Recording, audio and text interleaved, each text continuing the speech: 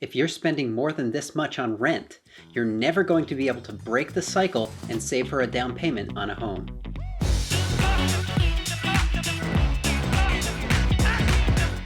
Hello and welcome to Practical Personal Finance, where you get the information you need to understand and succeed with money. I'm Andrew Scheer, and 3 of the most important steps on the path to financial success are getting out of debt, building an emergency fund, and purchasing a home. If you're spending too much on rent every month, it can be difficult to accomplish any of those. That's why today, I'm going to help you determine how much you can afford to spend on rent, so you can have enough wiggle room in your budget to accomplish these other important financial goals. Before I get started, do me a huge favor and give this video a thumbs up. And if you're new here, hit that subscribe button. You're about to learn something new about money. When you're trying to figure out how much you can afford to spend on rent, it's helpful to look at your monthly housing costs as a percentage of your monthly income. Now, there are 2 ways of looking at your income. You can look at it before taxes get taken out, or you can look at it after taxes get taken out. Different states have different income tax rates. Some states, like Georgia, have a 5.75% state income tax, while others, like Florida, don't tax income at all. So let's say you and a friend both had the same salary of $100,000 per year. You live and work in Georgia, and your friend lives and works a few miles down the road in Florida. You have to pay state income tax of $5,750 per year. Meanwhile, your friend, south of the Florida-Georgia state line, pays nothing. That's a difference of almost $500 per month. As you can tell, your after-tax income can be very different depending on where you live. On top of that, your marital status plays a huge factor as well. A single person making $100,000 per year would have to pay a lot more in taxes than a married couple making $100,000 per year combined. For these reasons, I would recommend using only your after-tax income when determining the amount you can afford to spend on rent each month. You don't get a discount on rent for being single or for living in a place where you have to pay state income tax. So it doesn't make much sense to pretend you have more money coming in every month than you actually do.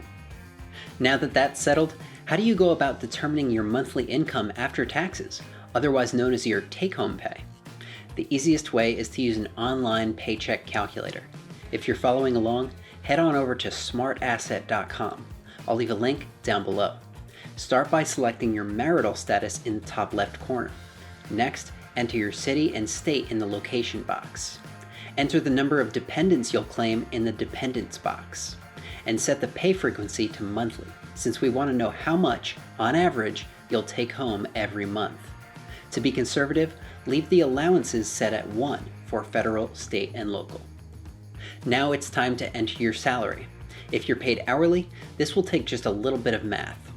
All you need to do is multiply your hourly wage times the average number of hours per week that you work times 52, since there are 52 weeks in a year. As an example, let's say I make $25 per hour and I work 40 hours per week. I multiply $25 per hour times 40 hours per week times 52 weeks per year, and I get $52,000 per year. That's the amount I'll use for my salary. If you're married, it's important to add both your salary and your spouse's salary together to get an accurate estimate of your household income. For example, let's say my wife makes $57,000 per year, and I make $52,000 per year at my $25 per hour job. Add those 2 together and I get $109,000 per year combined. That's the amount that I'm going to put in the salary field up at the top. And as you can see, my estimated monthly take-home pay is $6,920. This should be a good estimate of my income after taxes, but before any optional deductions. Next, I need to determine what percentage of my monthly take-home pay I can afford to spend on rent. This is where rent gets a little subjective. Of course, you need a sanitary home in a safe neighborhood, but you also need money left over at the end of the month to put toward bigger goals like becoming debt-free, building an emergency fund, and saving for a down payment on a home of your own. A good starting point for your monthly rent budget is 25% of your monthly take-home pay. To determine what this amount would be, you multiply your monthly take-home pay by 0.25.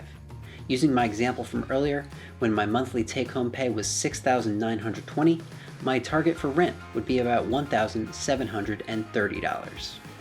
If you can find an acceptable rental for 25% or less of your monthly take-home pay, you're going to be in great shape when it comes to accomplishing other financial goals. But in places where the cost of living is higher, I understand that 25% might not be so realistic. If that's the case where you live, I think you'll be alright spending up to 30% of your monthly take-home pay on rent. Again, using my earlier example where my monthly take-home pay was $6,920, my monthly rent budget would be $2,076. Between 25 and 30% of your monthly take-home pay, in my opinion, is the ideal range to be looking at when searching for a rental. But it's also important to keep in mind that the closer you are to 30%, the more difficult it will be to do those three things I keep mentioning: getting out of debt, building an emergency fund, and saving for a down payment on a home. And if you're spending 35 or 40% of your monthly take-home pay on rent, you're probably going to find it very difficult to ever escape that cycle and build any amount of wealth. What percentage of your take-home pay do you spend on rent every month? Let me know in the comments. If you enjoyed this video, click right here to learn about the 5 types of insurance you need to have by age 30. And if you're not already a PPF subscriber, then click right here to hop on board. As always, thanks for watching. I'm Andrew Scheer, and I'll see you next time.